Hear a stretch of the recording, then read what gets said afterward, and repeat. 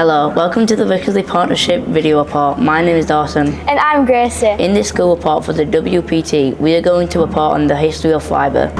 First, today we're going to interview the head teacher of Thrybergh, Mr. Burnham. How long have you worked here?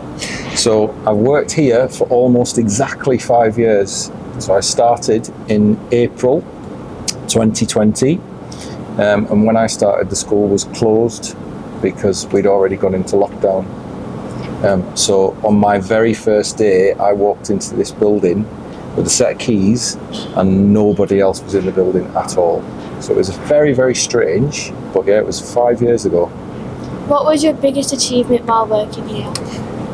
Well, in September 2023, I don't know if you guys can remember, on the third week of September, we were inspected by Ofsted. And that was my first inspection since I started. And the school, when I started, was in something called special measures, which means that Ofsted thought it needed something else, or something sort of extra, and it wasn't doing well enough. But in September 2023, we were inspected and we came out of special measures. We were given a different category. That still means we need to improve a little bit. But it was much more positive. The inspection team told us how well we'd done and how much we'd improved since the last inspection. So that's probably my biggest achievement since I started. What are some significant milestones in the school's history? Well, doing this has made me feel a little bit, ashamed's probably not the right word, but a little bit guilty that I don't know a great deal about the school's history. I don't even know when the school opened. So my understanding is the school opened sometime in the 1950s, but what this has done is made me think about trying to find out a little bit more about the school. So I know, for example, that this school has had a lot of head teachers. So I was the 5th head teacher in something like 8 years when I started. So I know that it's been through a lot of up and down, but I also know that it's been open a long time and it hasn't always been like that. It's had, some longer term head teachers. So this process has sort of inspired me to try and find out a little bit more about the school. So I might have to get back to you on that one. Do you think you teach enough history about Thrybergh? Well, again, before I joined the school, I didn't really know a lot about Thrybergh. So the short answer to that is no, because I've found out some quite interesting things about Thrybergh. So did you two know that Thrybergh is mentioned in something called the Domesday Book? The Domesday Book is something that was written when William the Conqueror invaded England. And when he won that battle and he became king, he did a survey of all of the lands in England because he wanted to know essentially how much money he could get in from taxing the land and everything. So Thrybergh is mentioned in the Domesday Book, and I've got a copy of the page that Thrybergh's mentioned up in here. And if you look, Thrybergh is up there, and it's actually called Thrybergh. And do you know what Thrybergh means? Thrybergh? Well, it does mean, that's what Thrybergh became from Thrybergh, but it means 3 hills. And obviously Thrybergh is built on 3 hills. The village is on 3 hills. So it was mentioned in the Domesday Book. Do you know how many people lived in Thrybergh in 1066? 2. There were 2 people here in 1066. So I did a little bit of research about that. The whole area was ruled by a lord called William Percy, and he was quite a famous lord, so he ruled quite a big part of Rotherham and Doncaster at that point, so all that land belonged to him. Dalton is also in the Domesday Book, just underneath Thrybergh. And there were 18 people living in Dalton in 1066, so it was a little bit bigger. But the other big thing about Thrybergh, I'm sure you know, is the colliery, so the mine, the coal mine. So Thrybergh had a coal mine called Silverwood, which was really close. It's between Thrybergh village and sort of Woodlanes and Ravenfield, so it's in this area here.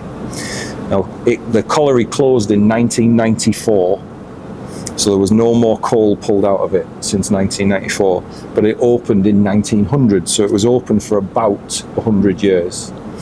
And in that time, it became one of the most profitable collieries in the whole country. So it was pulling something like 1 million tonnes of coal a year out from underneath the ground. And there were 2 royal visits to this colliery. So King George V came, I think that was in 1912. Him and the Queen came to visit, but they had to leave early because there'd been like a really bad disaster at a different local mine. So they went to that mine to make sure, to meet people and do all that stuff. And then Queen Elizabeth II came in the 70s, and she went down into the actual mine itself and mined a lump of coal and came out. And there was also one disaster, one big accident in the mine. So there was to get down to the bottom of the pit, you used to have to go basically on a train. So the men were on the train at the front, and there was a train behind them that carried all their equipment. And something failed on the train behind the men, and it ran out of control and smashed into the train in front and killed 10 people, injured a whole load of other people, and they had to send rescue teams, and 3 quite famous nurses went down to make sure that people were all right down in the colliery. And that disaster changed all the safety rules for all of the coal mines in the country. So Thrybergh's actually quite significant. It's got quite a significant history. How has the school education system evolved throughout the years in Thrybergh? Well, quite a lot. So when Thrybergh opened, it was what was called a secondary modern school. So in the 50s and before that, there were 2 types of school. There were grammar schools, and there were things called secondary modern. And when children were 11, they had to take a test called the 11 plus. And if you passed the 11 plus, you were allowed to go to grammar school. And if you didn't pass the 11 plus, you had to go to secondary modern. And Thrybergh was a secondary modern. It served the village and Dalton and surrounding area. And throughout that time, those schools sort of changed their title, and more grammar schools closed, and secondary moderns became what was called comprehensive schools. And then since then, it was a sports college, probably before you guys were born, certainly before I was here. And now it's an academy. So the education system's changed an awful lot in that time. And even since I've been here, we've got a completely different government now who see education in a different light.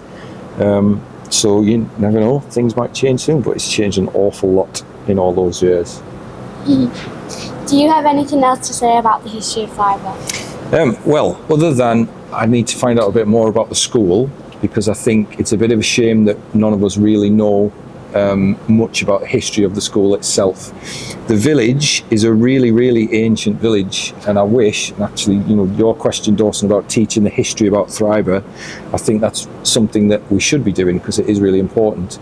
So we know this village existed in 1066, but we also think that it existed at least a couple of 100 years before that. So it is a really, really ancient place. And there are some famous people that came from Thrybergh, so it will be worth trying to find out a little bit more. Thank you.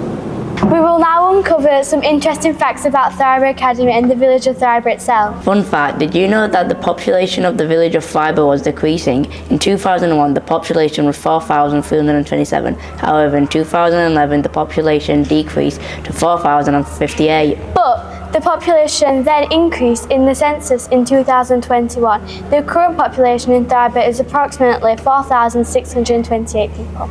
Also, were you aware that the St. Leonard's Church in Thrybergh has Saxon origins dating back to around 900 AD? Another interesting fact is that there's a majority of notable people ranging from comedians to footballers. For example, Glyn and Ian Snowden, Paul Shane and John Raspberry. From its Anglo-Saxon origins to its role in the medieval modern history, Thrybergh has always been a village shaped by its community and its past. With landmarks like St. Leonard's Church and its rich historical roots, Thrybergh's story is one of change. Thank you for joining us on this journey through Thrybergh and Thrybergh Academy's fascinating story. See you next time. Bye.